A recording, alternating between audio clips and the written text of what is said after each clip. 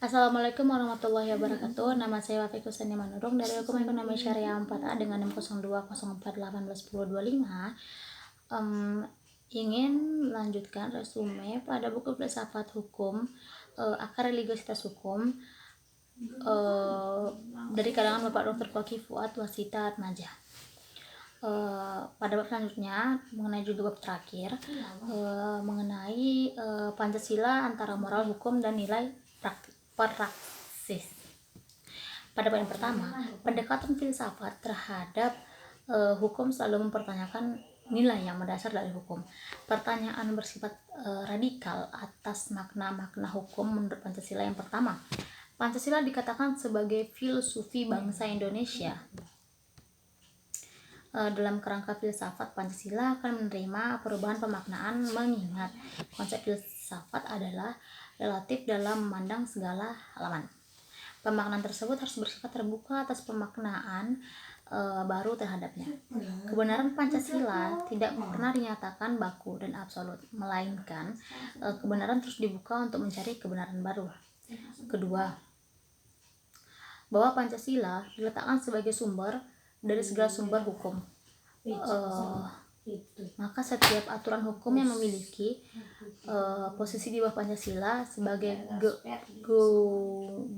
grand norm harus mendasarkan rasio logisnya. Pada Pancasila tidak boleh bertentangan dengan segenap aturan hukum Indonesia, berinteraksi dengan isme-isme yang berlaku pada masyarakat internasional.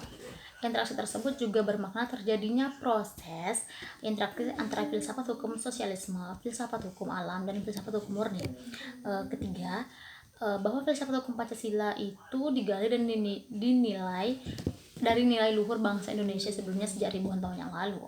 Filsafat hukum Pancasila lahir dari perasaan dan pengetahuan bangsa Indonesia atas diri dan lingkungan.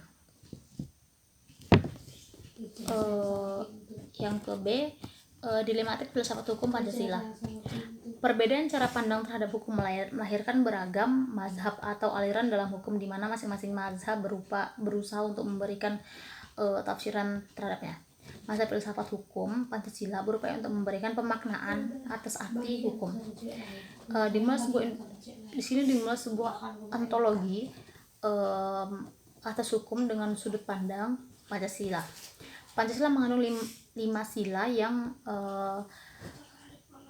sebagai landasan falsafah bangsa Indonesia yang merumuskan makna ontologi hukumnya sebagai sengumpulan norma yang berisi nilai ketuhanan dan kemanusiaan dalam sekelompok manusia yang bersatu dan mengutamakan musyawarah demi terciptanya sebuah keadilan sosial. Jika Pancasila menjadi sumber dari segala sumber hukum, maka Pancasila ditempatkan sebagai landas etik dari hukum. Pancasila tergali dan beragam nilai budaya bangsa dan kemudian menjadi bahan dasar pembentuk hukum. Menjadi dasar pembentukan hukum yang ideal. Pancasila tentunya secara logis mengutamakan sifat religius komunal dibandingkan sifat individual. Pancasila sebagai pandangan hidup bangsa Indonesia digali dari nilai-nilai interaktif, kreatif, budaya bangsa Indonesia yang mengutamakan nilai religius dan kegotong royongan.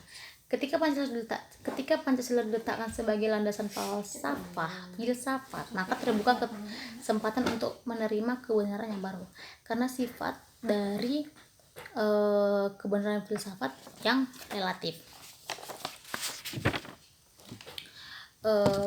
Karena sifat yang relatif tersebut diletakkan sebagai fondasi ideologi yang konsep itu tidak berubah, tetapi karena berada dalam ranah filsafat, ia akan menerima dan terbuka terhadap hal-hal yang baru. Terima kasih. Saya Wafiq Hussein Manurung. Saya akhiri. Assalamualaikum warahmatullahi wabarakatuh.